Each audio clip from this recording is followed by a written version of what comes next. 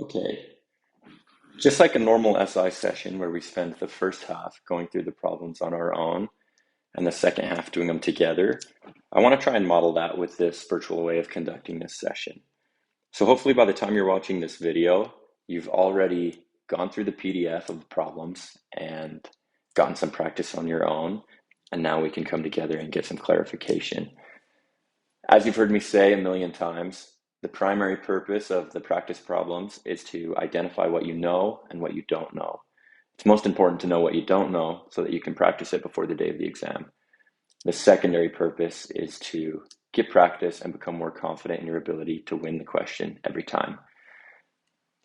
That being said, I think the best use of your time is to do Dr. Scott's exam review.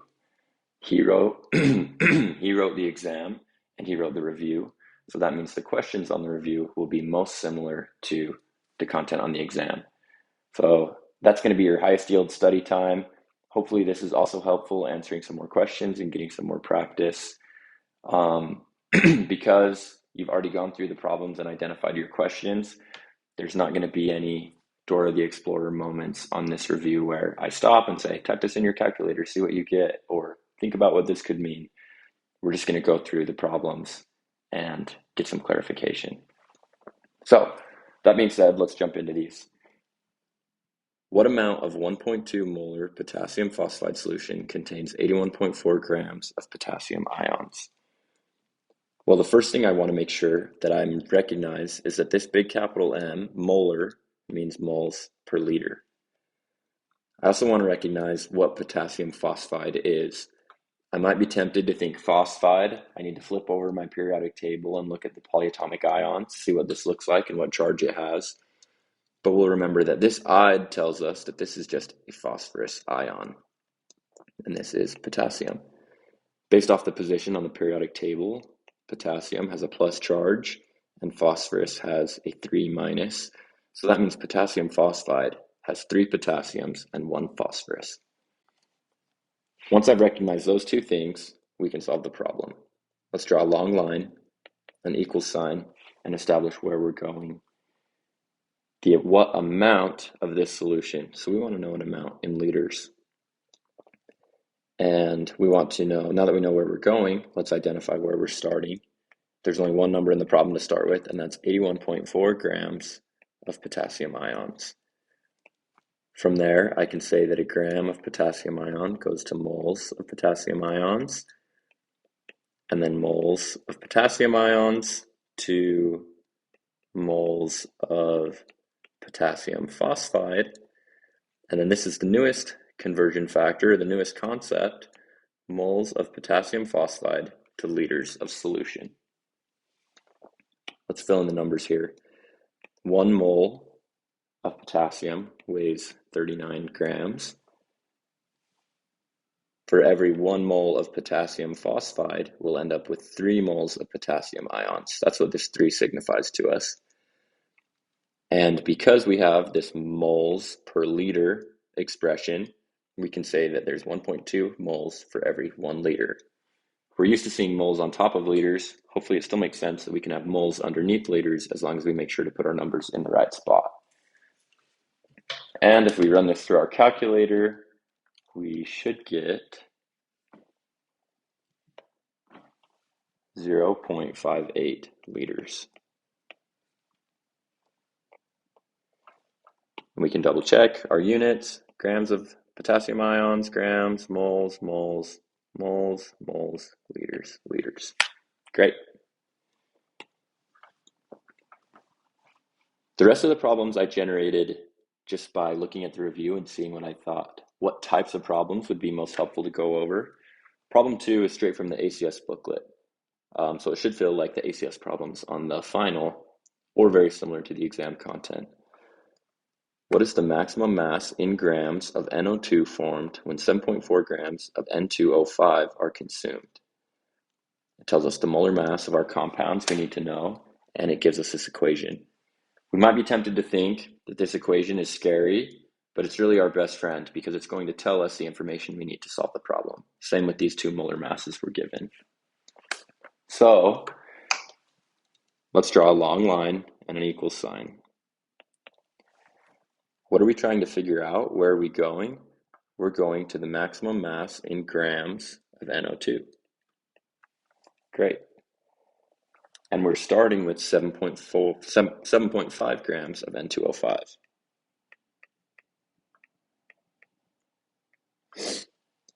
From here, we just need to get these units to those units. Grams of N2O5 becomes moles of N2O5. Moles of N2O5 can convert to moles of NO2. The only reason I can do this conversion factor is because I'm given this chemical equation. Moles of NO2 can go to grams of NO2. Let's make that O the right size. And because I wrote where I was going over here, I know that when I write this, it's time to stop. Lastly, we just fill in the numbers. It tells us that for every 1 mole of N2O5, there will be a mass of 108. And let's just do this other one. It gives us 46 grams for every 1 mole of NO2. This conversion factor here is that bad word, stoichiometry, and that tells us that for every 2 moles of N2O5, we'll end up with 4 moles of NO2. So when we're doing stoichiometry, or we need to get this moles to moles conversion factor, we're going to look at the equation and look at the coefficients. That's what gave us that 2 and that 4. Make sure our units are good. Grams, grams, moles, moles, moles, moles, grams, grams. Awesome. And when we type it into our calculator, we should get 6.39 grams. That makes sense, right? We started with 7.5. Some of the mass of that became this O2, and the remaining mass was the 6.39 grams of NO2. Great. Write the dissociation of the following compounds in water. Let's recognize here that we're dealing with an acid and a base. We know this is an acid because we have a polyatomic ion with a hydrogen attached to it. This acid is called perchlorate. So if I'm dissociating in water, I need to say plus, here let's just zoom in here, plus H2O. And then the next step, I need to know if I have a single arrow or the double equilibrium arrows. This acid is a strong acid, and that's something you're just going to have to memorize. One of the few things in the class that we just have to know.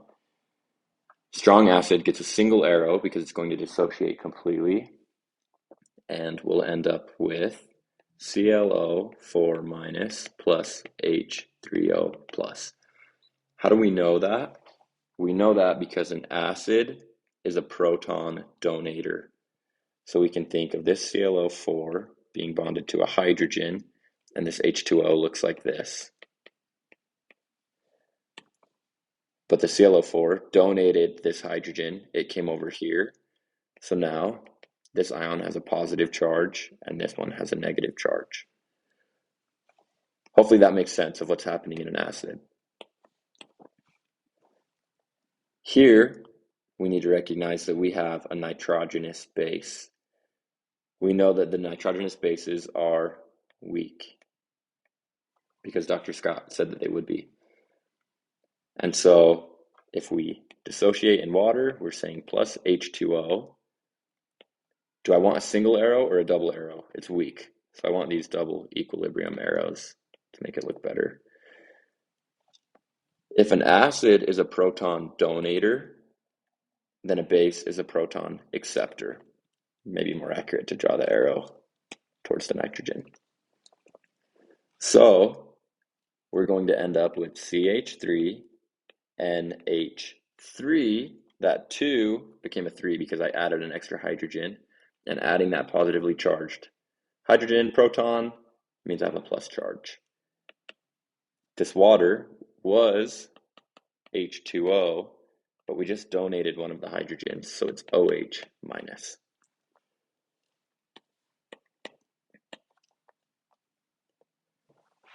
Okay, time to balance. Let's recognize what players we have in this equation. There is phosphorus, chlorine, hydrogen, and oxygen. One phosphorus over here, one over here. 5 chlorines over here and 1 over here. So let's throw a 5 there and get 5 chlorines on this side. Hydrogens, I have 2 hydrogens on one side and 8 on the other. 3 here and 5 here. 8 hydrogens, so let's put a 4 here to bring 8 hydrogens to this side. And lastly, oxygens. I have 4 oxygens on this side, and I have 4 oxygens on this side. 1, 1, 5, 5, 8, 8, 4, 4. Everything's balanced.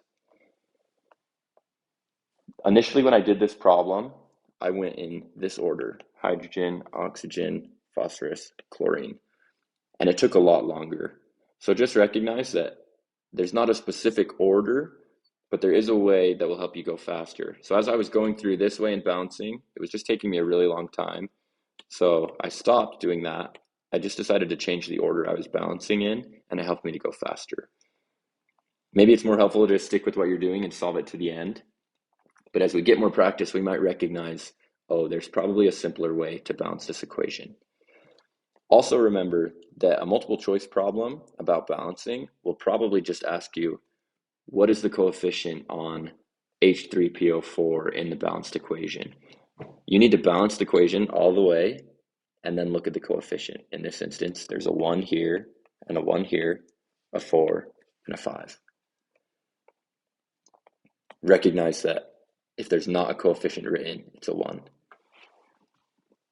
Okay, predict the products below. Anytime we're predicting products right now, we're going to have 2 salts, and we're going to follow the pattern of AB, CD, right? Becoming AD plus CB.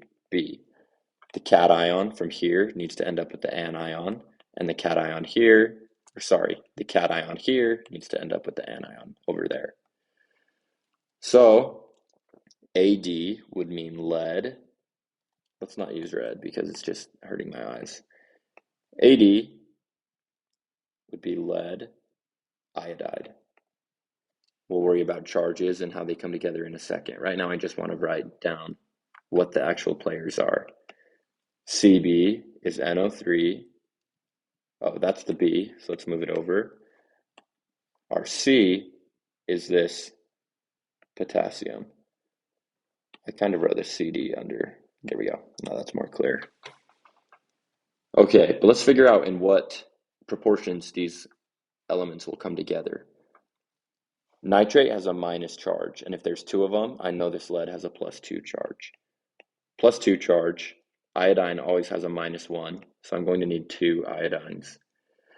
Potassium has a +1, we already said nitrate. Or is this nitrite? Nitrate. Double check my polyatomic ions. Whatever this guy is, it has a minus charge, and so it comes together in a 1-to-1 with this potassium. The last thing we need to do is to show proper balancing and physical state. That means that I need to add a 2 to this Ki, to this potassium here. And are we balanced? 1 lead, 2 iodines, 2 potassiums. Okay, perfect. And lastly, I need to show physical state. Both of these were aqueous. This is soluble, so it's going to be aqueous. And this here is not soluble, so it's going to become a solid. We know this from rule number 3. We'll have to look through the solubility rules. Luckily, we have those on the exam. And in rule 3, we see that all iodides or iodine-containing compounds are soluble, except when compared with certain metals, one of which being lead. So lead iodide will not be solid. I should specify lead 2 iodide. Any lead iodide will not be soluble, but this particular compound is called lead 2 iodide. Okay, I tried to make this 6 big in so many different ways, but it just kept being small. And I really don't know why. What is the percent carbon in diethyl ether? Okay, if I want to know the percent of a certain element in a compound, I need to find my total molar mass. So let's identify, we're working with carbon, hydrogen, and oxygen. How many of each? I have 4 carbons, 10 hydrogens, 1 oxygen. And how much do they weigh? 12, 1, and 16. Okay, 4 times 12 is 48. This is 10, this is 16. Let's add these all together to find the total mass of this compound, of a mole of that compound, and it's going to equal 74. Now I just need to recognize how much carbon is making up the total. That's 48 over 74. Type that into your calculator, and it will tell you that this is 0.649, or we can say 64.9% carbon. Okay, 7. Which substance is the least conductive to electricity when dissolved in water? This question might seem like it's really difficult, right? I don't know how to recognize yet a compound and its conductivity. We haven't really talked about electricity that much. This question is really asking us, do you know strong acids and bases and weak acids and bases? And so it's important to recognize that some of these easy concepts that are just know it or you don't might be hidden behind a question that requires you to think a little bit. There's 2 parts to every chemistry question. The first part is, what am I being asked? And the second part is, do I know how to answer it? And so it might be either of those 2 parts that bring difficulty into the question. Obviously, in questions like this, and there's one similar to this on the review, the difficulty is identifying what this is asking me. So let's talk about what we're dealing with here. This is a polyatomic ion. It has a hydrogen on it. It's going to be an acid, and this is nitric acid because 8 goes to ic. Okay, so that means this is nitrate. I couldn't remember what this polyatomic ion is before. 8 goes to ic, nitric acid. Nitric acid, we remember, is strong. Okay, let's just identify what all of our players here are. Potassium hydroxide. Well, what does a base do, especially a strong base? Or, well, any base produces an OH, right? And these strong bases are soluble, we'll make an OH, so this is a strong base. Maybe we can label, this is a strong acid, this is a strong base. NH3, ammonia, this is what's on the end of our weak nitrogenous base, right? We saw it earlier, CH3, NH2, and so as we add that hydrogen element, it kind of goes back and forth between being an acid and a base, but no matter what it is, it's weak. HCl, hydrochloric acid, this is the acid everybody knows, and we should know that it's a strong acid. Okay, our question is asking us, which is the least conductive to electricity when dissolved in water? The more ions we produce, the more conductive we are. So this weak acid or base will produce the fewest amount of ions and will be the least conductive. If you didn't know that, you could have just thought about everything I know about these acids and bases and recognized I have a strong, strong, strong. My answer is probably the one weak. Okay, and the last problem. How many atoms of sodium are in 2 liters of 0.5 molar NaCl solution, or sodium chloride solution? Well, the first thing I'm going to do, molar means moles per liter. Now, I draw a long line, an equal sign, and identify where am I trying to go. I'm trying to know how many atoms of Na are in 2 liters of 0.5 molar NaCl solution. 2 liters of solution, I can go from liters to moles. I can do that because I'm given the molarity, and that's why it was helpful to write moles per liter right there. Maybe I should specify, this is moles of NaCl. moles of NaCl can become moles of Na. Maybe I should have made my line a little bit longer.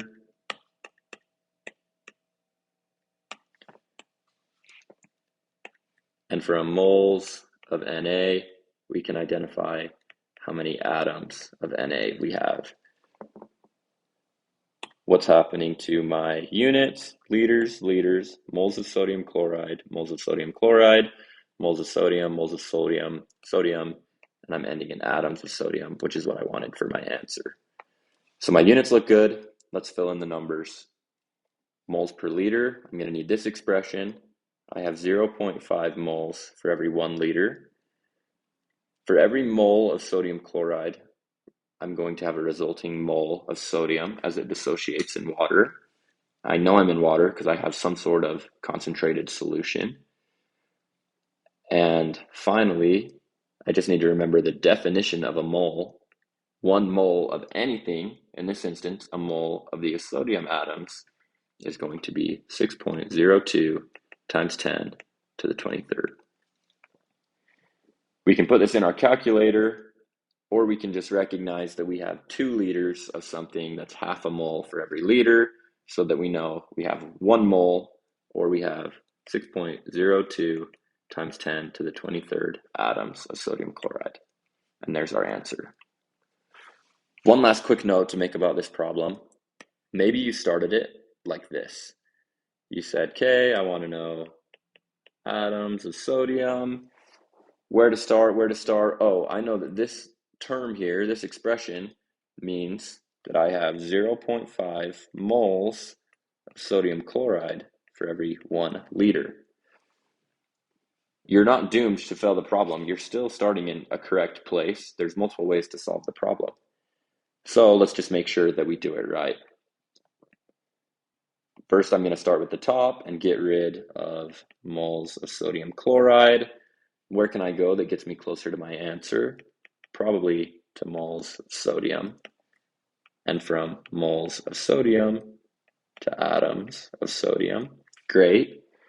Okay, I'm in atoms of sodium. I wanted atoms of sodium. I feel good. Let's check my units. Moles of sodium chloride, moles of sodium chloride, moles of sodium, atoms, atoms, except I have this term here that I never considered. So in order to make sure that cancels out, I need to put liters on top somewhere. Okay, well this makes sense because as I refer back to the question, I'm dealing with 2 liters of stuff. It wouldn't make sense to divide by that 2 liters, but it would make sense to multiply it since I have twice as much as I was considering before. And now liters cancels, moles of sodium cancels, moles of sodium chloride cancels, and I'm left with the proper answer. If you filled out the numbers, you get 1, 1, 1, 6.02 times 10 to the 23. And this is maybe even easier to see the math, that this 2 times that 0.5, we could just say it's 1 and 1, and the only real number we even had to deal with in this problem is the 6.02 times 10 to the 23rd, which was our answer. Hopefully that brought some clarification on these questions and kind of modeled the process of what type of thoughts should I have and questions should I ask myself as I approach different chemistry problems. If you're ever stuck, the best thing to think is, where am I going and where am I starting? And the rest you can just kind of solve from there, but identify what you need to know and what you've already been told, and that will help you out. So message me if you have any questions specifically, or just anything that you don't feel confident with going into the exam, and I'll respond as soon as I can.